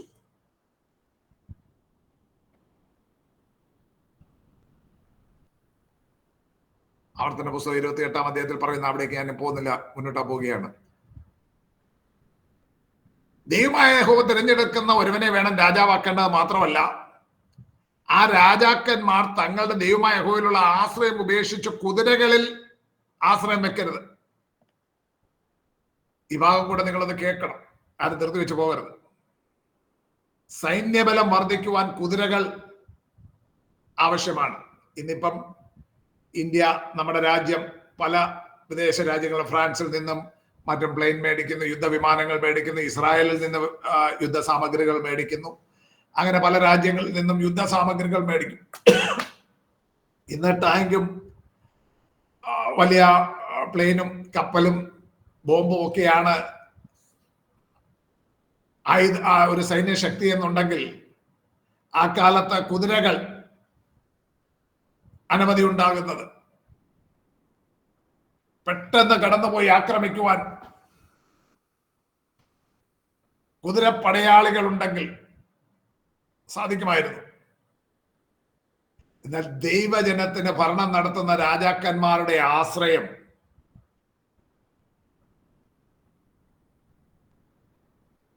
തങ്ങളുടെ സൈന്യബലത്തിലല്ല, അവരുടെ ദൈവമായ യഹോവയിൽ തന്നെ ആയിരിക്കണം എന്ന് യഹോവ ഇച്ഛിച്ചിരുന്നു. ദൈവം താൻ അവരെ സംരക്ഷിക്കുവാൻ പ്രാപ്തനാകുന്നുവെന്ന് അവർ മുൻപ് അനുഭവിച്ചിട്ടുള്ളതാണ്. ഫറവോനെയും സൈന്യത്തെയും ചെങ്കടലിൽ മുക്കിക്കൊണ്ട് മഹാരാജാക്കന്മാരായ സീഹോനെയും ഓഗിനെയും തകർത്തു കളഞ്ഞു. അങ്ങനെ ആ സംരക്ഷണം ദൈവത്തിന്റെ ഭുജബലം അനുഭവിച്ചിട്ടുള്ള, അറിഞ്ഞിട്ടുള്ള, മിസ്രൈം എന്ന ഇരുമ്പുലയിൽ നിന്ന് അവരെ വീണ്ടെടുത്ത് രക്ഷിച്ച ആ ദൈവത്തിന്റെ ഭുജബലം അറിഞ്ഞിട്ടുള്ള അവരോട് പറയുകയാണ്, നിങ്ങളുടെ ആശ്രയം കുതിരകളിലും രഥങ്ങളിലും ആയിരിക്കാതെ യഹോവയിൽ തന്നെ ആശ്രയമായിരിക്കണം. ആ ദൈവത്തിന് നിർബന്ധമുള്ള ഒരു കാര്യമായിരുന്നു. 20-ാം സങ്കീർത്തനത്തിന്റെ 7-ാം വാക്യത്തിൽ നമുക്ക് പലപ്പോഴും ഉദ്ധരിക്കുന്ന ഒരു വചനഭാഗമാണത്. 20-ാം സങ്കീർത്തനത്തിന്റെ 7-ാം വാക്യം നമുക്ക് പലർക്കും കാണാതറിയാവുന്ന വാക്യമാണ്. എന്താണ് ആ വാക്യം? രഥങ്ങളിലും ചിലർ കുതിരകൾ ആശ്രയിക്കുന്നു, ഞങ്ങളോ ഞങ്ങളുടെ ദൈവമായ യഹോവയുടെ നാമത്തെ കീർത്തി. അതല്ലേ സാർ? അത് തന്നെ. ഒരു ധന്യനായ രാജാവിന്റെ നിശ്ചയമായിരുന്നു അത്. ചിലർ രഥങ്ങളിലും ചിലർ കുതിരകളിലും ആശ്രയിക്കുന്നു, ഞങ്ങളോ ഞങ്ങളുടെ ദൈവമായ യഹോവയുടെ നാമത്തെ കീർത്തിക്കും. ഇസ്രായേലിന്റെ മഹാരാജാവായ ദാവീദ് പാടുകയാണ്, യഹോവയ്ക്ക് ബോധിച്ച പുരുഷനായ ദാവീദ് ആശ്രയം വെച്ചിരുന്നത് രഥങ്ങളിലും കുതിരകളിലുമായിരുന്നില്ല. ദാവീദിന്റെ ആശ്രയം യഹോവ മാത്രമായിരുന്നു. ദൈവവചനത്തിൽ 2 ഇടത്ത്, പുതിയ നിയമത്തിലും പഴയ നിയമത്തിലും ഓരോ തവണ ദാവീദിനെ പറ്റി a man after God's own heart, യഹോവയ്ക്ക് ബോധിച്ച പുരുഷൻ എന്ന് പറയുന്നുണ്ട്. എവിടൊക്കെയാണെന്നറിയാവോ? സമയമില്ലാത്തതുകൊണ്ട് ഞാൻ നിങ്ങളെ അപ്പോസ്തല പ്രവൃത്തികളല്ലേ സാർ? 1 അപ്പോസ്തല പ്രവൃത്തിയിലാണ്. Very good. അപ്പോസ്തല പ്രവൃത്തി 13:22 പുതിയ നിയമത്തിൽ പറയുന്നത്. 1 ശമൂവേൽ 13:14 2 13 കേട്ടോ. 1 ശമൂവേൽ 13:14 അപ്പോസ്തല പ്രവൃത്തി 13:22 ദൈവം അനുഗ്രഹിക്കട്ടെ. ദാവീദിനെ പറ്റി പറയുകയാണ് യഹോവയ്ക്ക് ബോധിച്ച പുരുഷൻ. എന്തുകൊണ്ടാണ്? ചിലർ രഥങ്ങളിലും ചിലർ കുതിരകളിലും ആശ്രയിക്കുന്നു. ദാവീദ് പറയുകയാണ് ഞങ്ങളോ ഞങ്ങളുടെ ദൈവമായ യഹോവയുടെ നാമത്തിൽ കീർത്തിക്കും.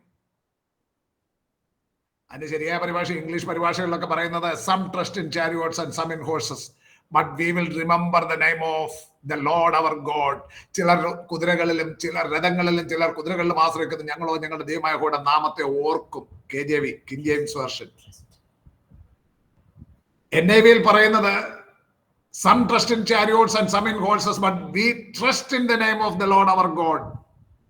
ചിലർ രഥങ്ങളിലും ചിലർ കുതിരകളിലും ആശ്രയിക്കുന്നു. ഞങ്ങളോ ഞങ്ങളുടെ ദൈവമായ യഹോവയുടെ നാമത്തിൽ ആശ്രയിക്കും. അമേരിക്കൻ സ്റ്റാൻഡേർഡ് വേർഷൻ ASV-യിൽ പറയുന്നത് some trust in chariots and some in horses but we make mention of the name of Yahweh our God. ചിലർ രഥങ്ങളിലും ചിലർ കുതിരകളിലും ആശ്രയിക്കുന്നു. ഞങ്ങളോ ഞങ്ങളുടെ ദൈവമായ യഹോവയുടെ നാമത്തെ പ്രസ്താവിക്കും. റിവൈസ്ഡ് സ്റ്റാൻഡേർഡ് വേർഷൻ RSV ഇങ്ങനെ പറയുന്നത് some trust in chariots and some in horses but we boast of the name of the Lord our God. ചിലർ രഥങ്ങളിലും ചിലർ കുതിരകളിലും ആശ്രയിക്കുന്നു. ഞങ്ങളോ ഞങ്ങളുടെ ദൈവമായ യഹോവയുടെ നാമത്തിൽ പ്രശംസിക്കും. സൈന്യബലത്തിലാണ് രാജാക്കന്മാർ പ്രശംസിക്കുന്നത്. ദാവീദ് പറയുകയാണ് ഞങ്ങളുടെ ദൈവമായ യഹോവയുടെ നാമത്തിൽ. ഈ പരിഭാഷകളെല്ലാം പറഞ്ഞിരിക്കുന്ന തത്വത്തിൽ ഒന്ന് തന്നെയാണ്. ഭക്തനായ രാജാവിന്റെ ആശ്രയമായിരിക്കുന്നത്, അവൻ പ്രശംസിക്കുന്നത്, അവർ കീർത്തനം പാടുന്നത് തന്റെ രഥങ്ങളെയും കുതിരകളെയും കുറിച്ചല്ല. അവന്റെ ആശ്രയം, അവന്റെ പ്രശംസ, അവന്റെ കീർത്തനം തന്റെ ദൈവമായ യഹോവ മാത്രമാണ്. സാക്ഷ്യവാക്യങ്ങളിൽ ശലോമോൻ ഇങ്ങനെ എഴുതി 21:31 സാക്ഷ്യവാക്യം പ്രോവർബ്സ് 21:31 കുതിരയെ യുദ്ധ ദിവസത്തേക്ക് ചമയിക്കുന്നു, ജയമോ യഹോവയുടെ കൈവശത്തിലിരിക്കുന്നു. 33-ാം സങ്കീർത്തനത്തിന്റെ 17-ാം വാക്യത്തിൽ 33-ാം സങ്കീർത്തനത്തിന്റെ 17-ാം വാക്യം ജയത്തിന് കുതിര വ്യർത്ഥമാകുന്നു, തന്റെ ബലാധിക്യം കൊണ്ട് അത് വിടുവിക്കുന്നതുമില്ല. നമുക്കറിയാം യഹോവ ഭക്തനായിരുന്ന ഹിസ്കിയാവിന്റെ കാലത്ത് യഹൂദയുടെ നേരെ യുദ്ധത്തിന് വന്ന അശൂർ രാജാവായിരുന്ന സെൻഹരീബിന്റെ 1,85,000 പടയാളികളെ കൊന്നുകളഞ്ഞത് ഹിസ്കിയ രാജാവിന്റെ കുതിരകളും രഥങ്ങളും സൈന്യവുമല്ല. പിന്നെ ആരാ കൊന്നുകളഞ്ഞത്? ദൂതൻ, യഹോവയുടെ ഒരു ദൂതൻ ഒറ്റ രാത്രി കൊണ്ട് അശൂർ പാളയത്തിൽ 1,85,000 പേരെ കൊന്നുകളഞ്ഞു. രാജാക്കന്മാരുടെ 2-ാം പുസ്തകം 19-ാം അധ്യായം 34-35 വാക്യങ്ങളിൽ ഈ സംഭവം വിവരിച്ച് പറയുന്നുണ്ട്. എന്റെ നിമിത്തവും എന്റെ ദാസനായ ദാവീദിന്റെ നിമിത്തവും ഞാൻ ഈ നഗരത്തെ പാലിച്ച് രക്ഷിക്കും എന്ന യഹോവയുടെ അരുളപ്പാട്.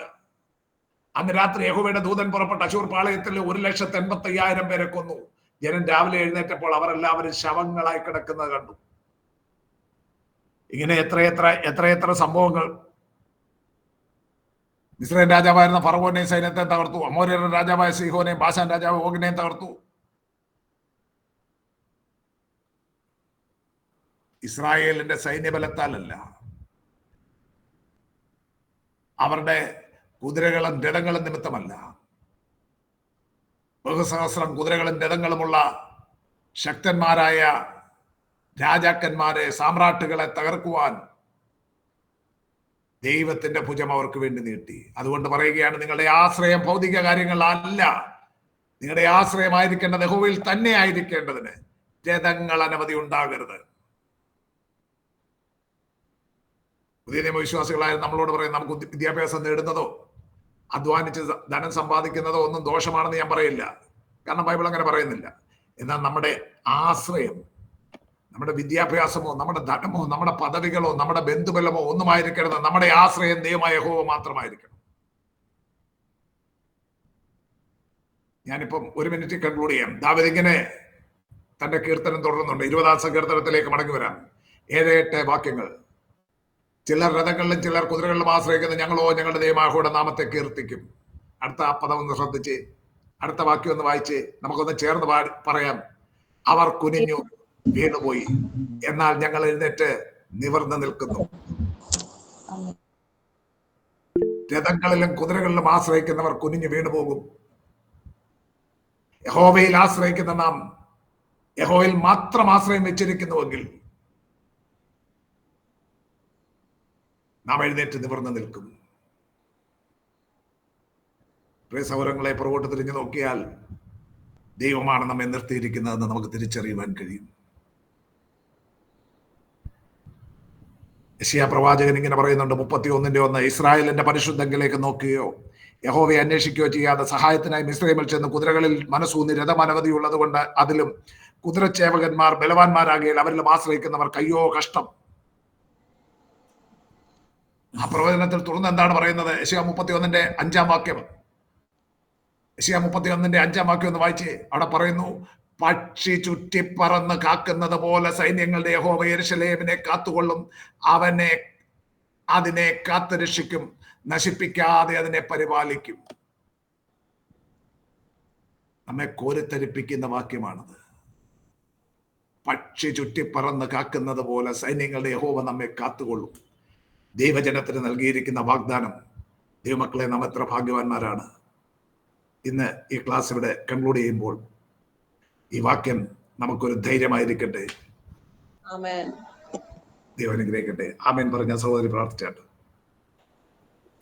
ഹല്ലേലൂയ, സ്തോത്രം കർത്താവേ. സ്വർഗീയ പിതാവായ ദൈവമേ, കർത്താവെ, അനുഗ്രഹിക്കപ്പെട്ട നല്ല നിമിഷത്തെ ഓർത്ത് ദൈവത്തിന് സ്തുതിക്കുന്നു. കർത്താവെ, ഇന്ന് പകൽ കർത്താവ്, ഇന്ന് ഈ സായംകാലം കർത്താവ്, ഞങ്ങൾ കേട്ട ഓരോ വചനങ്ങളും കർത്താവെ ആഴമേറിയ സത്യങ്ങളിലേക്ക് ഞങ്ങളെ കൊണ്ടുവന്നതിന്, ദൈവത്തിൽ ആശ്രയിക്കുന്നത് എത്രത്തോളം വലുതാണെന്നും കർത്താവെ, അത് മഹത്തരമായി കർത്താവെ പൂർണ്ണമായി ആശ്രയിക്കുന്നവരെ ദൈവം പൂർണ്ണമായി താഴ്ന്നു പോകാതെ ഉയർത്തുമെന്നുമുള്ള ദൈവത്തിന്റെ തിരുവചനങ്ങളുടെ മുമ്പിലേക്ക് ഞങ്ങളെ തന്നെ താഴ്ത്തി ഏൽപ്പിക്കുന്നു. ഇന്ന് കർത്താവെ, ഈ സായംകാലത്തിൽ കർത്താവെ, തിരുവചനം കേട്ട എല്ലാ മക്കളെയും കർത്താവ് ദൈവം അനുഗ്രഹിക്കണം. ഓരോരുത്തരും ദൈവത്തിന് ഉപയോഗപ്രദവരായി തീരണം കർത്താവെ. ഇന്ന് കർത്താവ് ക്ലാസ്സിലിരിക്കുന്ന എല്ലാവരെയും കർത്താവിന്റെ സന്നിധിയിൽ ഏൽപ്പിക്കുമ്പോൾ കർത്താവ്, എല്ലാവരും ഇന്ന് കർത്താവ് ഈ വചനത്തിന്റെ മുമ്പിൽ അവരെ തന്നെ ഏൽപ്പിച്ചു കൊടുക്കട്ടെ. ദൈവത്തിൽ പൂർണ്ണമായി ആശ്രയിപ്പാൻ അവരെ പൂർണ്ണമായി എല്ലാവരും ദൈവം ബലപ്പെടുത്തണമേ, ശക്തിപ്പെടുത്തണമെന്ന് പ്രാർത്ഥിക്കുന്നു. ഞങ്ങളെ പഠിപ്പിച്ച ദേവദാസനെ ഏൽപ്പിച്ചു കർത്താവ് പ്രാർത്ഥിക്കുന്നു. ഞങ്ങളുടെ താബൂർ ബൈബിൾ കോളേജിനെ ഏൽപ്പിച്ചു പ്രാർത്ഥിക്കുന്നു. ദൈവം പൂർണ്ണമായി കർത്താവ് കോളേജിലെ ഓരോ പ്രവർത്തനങ്ങളെയും അനുഗ്രഹിക്കണം കർത്താവ്. ഓരോ ക്ലാസ്സുകളും ഞങ്ങൾക്ക് പൂർണ്ണമായി ഞങ്ങളുടെ ആത്മീയ വർധനവിന് കർത്താവെ പൂർണ്ണമായി ഉപയോഗപ്രദമാവണം. ദൈവം ഉപയോഗിക്കുമാറാകണമെന്ന് പ്രാർത്ഥിക്കുന്നു. യേശു ക്രിസ്തുവിൻ ധന്യനാമത്തന്നെ. ആമേൻ. ആമേൻ. കർത്താവ് എല്ലാവരെയും അനുഗ്രഹിക്കട്ടെ.